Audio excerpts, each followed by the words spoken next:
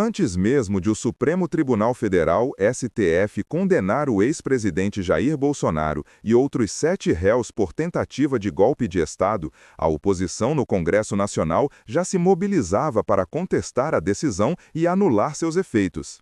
A sentença da primeira turma do STF, porém, escalou a pressão para que uma anistia legislativa aos envolvidos nos atos golpistas de 8 de janeiro de 2023 seja pautada.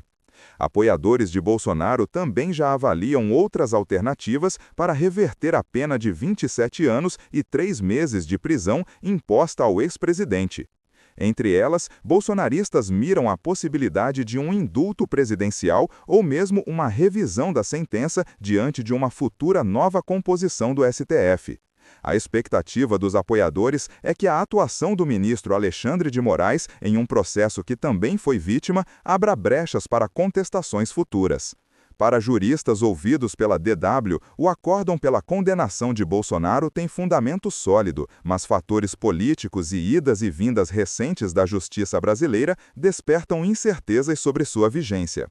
Anistia parlamentar teria validade? Na semana anterior ao julgamento no Supremo Tribunal Federal, STF, parlamentares bolsonaristas apresentaram projetos de lei variados, como a anistia ampla, geral e irrestrita, que buscava perdoar atos praticados contra a democracia desde 2019, primeiro ano do governo Bolsonaro. Nenhum dos projetos foi acolhido até o momento, mas a pressão para que seja pautado e endossada pelo governo americano voltou a dominar a discussão no Congresso.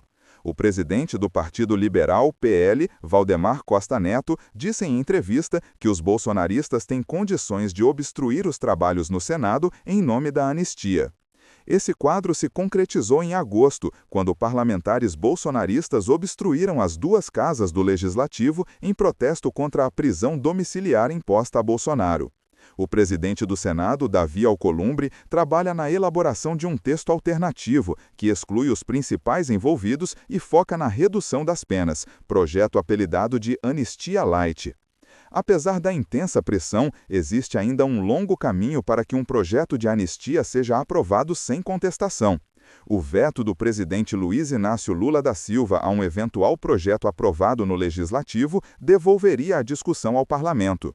Se o Congresso aprovar novamente o texto derrubando o veto presidencial, caberia ao STF examinar o tema. O tribunal já se manifestou pelo menos 2 vezes sobre as limitações necessárias a esse tipo de medida, que anula decisões judiciais, seja através de indulto, seja através de graça ou, nesse caso, de anistia, ressalta a professora de Direito Constitucional da Fundação Getúlio Vargas, Heloísa Machado. Segundo a jurista, já existe jurisprudência que impede perdão a crimes contra a democracia. Ela recorda, por exemplo, a decisão do STF que anulou o indulto concedido por Bolsonaro a Daniel Silveira, deputado cassado em 2022 e condenado por tentativa de impedir o livre exercício dos poderes. Esse mesmo raciocínio jurídico pode ser usado para defender que é impossível conceder anistia para crimes contra a ordem democrática, destaca Machado. A análise de um eventual projeto de anistia no Supremo poderia frear o avanço da pauta, mas sua simples aprovação no Congresso é suficiente para aprofundar a crise institucional no país, avalia a professora. Há uma captura da agenda política por uma força extremista que quer, na verdade, romper com a ordem democrática brasileira. Tarcísio promete indulto. Tarcísio de Freitas, governador de São Paulo e principal nome da direita para concorrer à presidência em 2026, afirmou recentemente que sua primeira medida em um eventual governo seria a concessão de um indulto a Bolsonaro, similar ao concedido a Daniel Silveira. O jurista Antônio Santoro, professor de Direito Processual Penal da Universidade Federal do Rio de Janeiro, também entende que o perdão concedido por um presidente pode também ser apreciado e revisto pelo Supremo. Neste caso, estamos falando do benefício da graça concedida a uma só pessoa, diferentemente do indulto. Não tenho dúvida que há precedente. Sentença pode ser revista? Embora seja improvável uma reversão da sentença por essa via, a decisão do STF pode ser revista futuramente. As idas e vindas de decisões judiciais na história política recente do Brasil despertam incertezas, dizem os especialistas.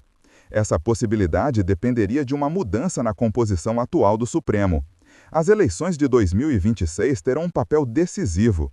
O presidente eleito deverá indicar 3 novos ministros, devido às aposentadorias dos magistrados Luiz Fux, 2028, Carmen Lúcia, 2029 e Gilmar Mendes, 2030. Em seu governo, Bolsonaro indicou 2 nomes ao STF, os ministros André Mendonça e Cássio Nunes Marques. O grupo político do ex-presidente chegaria a 5 indicações em caso de vitória na próxima eleição presidencial. Além disso, com uma maioria no Senado, o projeto de impeachment de Alexandre de Moraes poderia ganhar força. Isso abriria mais uma vaga, seriam 6 contra 5, alerta Tiago Bottino, professor de Direito Penal na Fundação Getúlio Vargas. Se essas 6 pessoas estiverem comprometidas com um determinado resultado, é possível falar que qualquer coisa que você leve ao Supremo, com ou sem razão jurídica, faça com que ocorra a reversão desse julgamento, avalia o jurista. A indicação não garante lealdade política, como mostram as trajetórias de diferentes ministros do Supremo. Luiz Fux, por exemplo, foi indicado por Dilma Rousseff em 2011, pouco antes do julgamento do Mensalão no STF. Recém-empossado, o ministro votou por condenar lideranças do PT. Com relação a Mendonça e Nunes Marques, observa-se um alinhamento em temas caros ao bolsonarismo, como nas decisões a favor de Daniel Silveira e nos pedidos de absolvição em julgamento dos crimes do 8 de janeiro de 2023.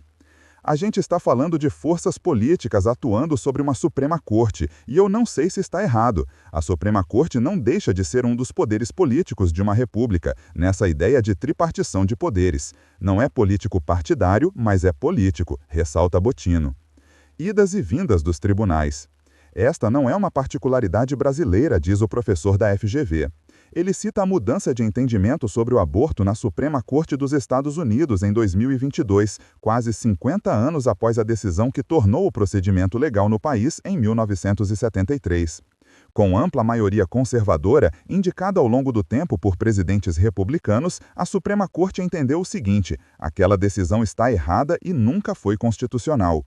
A experiência recente da Operação Lava Jato ajuda a entender por que juristas não descartam uma mudança de rota no caso do 8 de janeiro. Decisões referentes ao caso foram revistas poucos anos depois. O Supremo declarou a incompetência da 13ª Vara de Curitiba, anulou provas e reverteu condenações que haviam sido celebradas como exemplares no combate à corrupção, como a do presidente Lula. Na ação penal da trama golpista, o STF concentrou investigação, denúncia e julgamento, o que fere o princípio do juiz natural. Foi esse tipo de acúmulo de funções que também permitiu a revisão da Lava Jato, afirma Tiago Bottino. Para ele, a solidez jurídica de hoje não garante a imutabilidade da decisão no futuro. Moraes suspeito? A atuação de Alexandre de Moraes como relator dos processos relacionados ao 8 de janeiro também gerou controvérsia, uma vez que ele mesmo foi alvo de um plano de assassinato investigado na ação penal.